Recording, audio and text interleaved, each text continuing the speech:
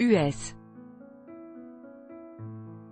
President Donald Trump and group of 7 leaders had a bitter exchange over trade tariffs ratcheting tension at a summit that they planned to leave early on Saturday before talk on climate change and the health of oceans.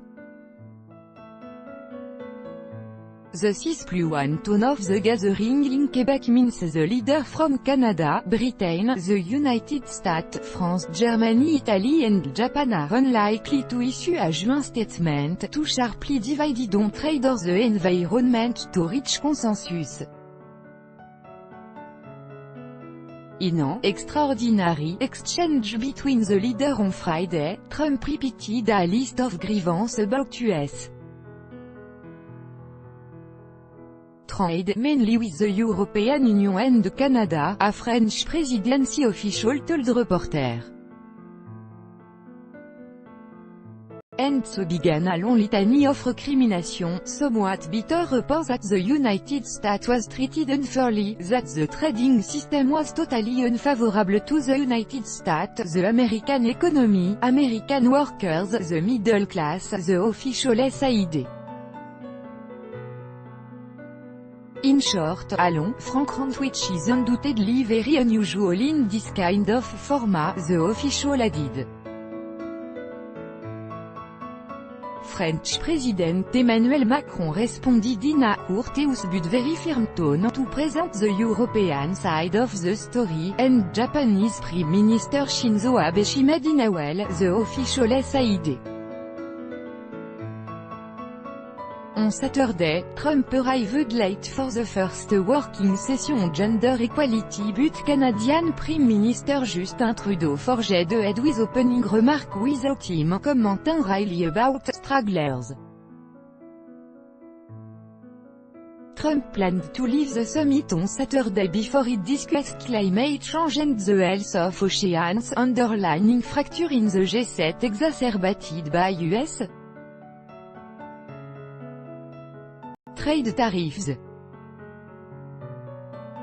Still, the United States and European Union will establish a dialogue on trade within the next 2 weeks, signaling a modest step forward for the bitterly divided ally of the G7. The Today Summit in Canada has been marred by a tit-for-tat exchange of hostile tweets with US trading partners furious over Trump's decision to impose tariffs on steel and aluminum import from Canada, the European Union and Mexico are part of his America First agenda. Some countries have retaliated with their own levy on US import. While Trump set a combative tone before even arriving at the summit with tweets about unfair trade deals, he appeared affable and joking at multiple brief photo opportunities and praised Macron for helping to work out trade issues. Something's going to happen. I think it will be very positive, Trump said on Friday, without giving details.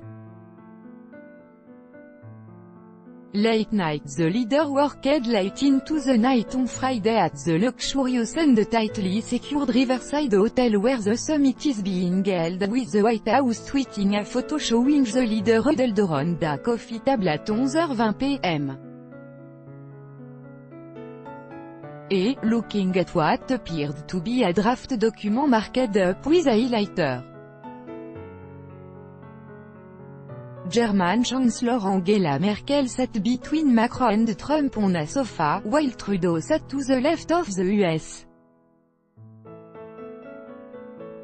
President. Trump planned to leave the summit mid-morning on Saturday, 4 hours earlier than originally planned, to fly to Singapore to meet with North Korean leader Kim Jong-un. That means they will miss a working session among the leaders on climate change and clean energy, a well-talk among the G7 and poorer countries focused on the health of oceans.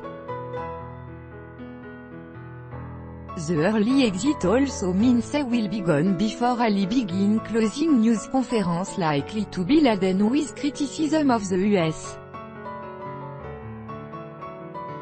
Stance on trade and Trump's abrupt suggestion on Friday that Russia be readmitted to the elite grouping.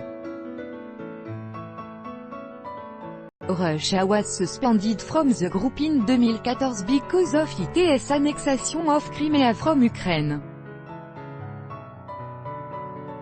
Merkel said EU countries at the summit agreed that the condition to readmit Russia had not been met and even Moscow seemed to reject the suggestion.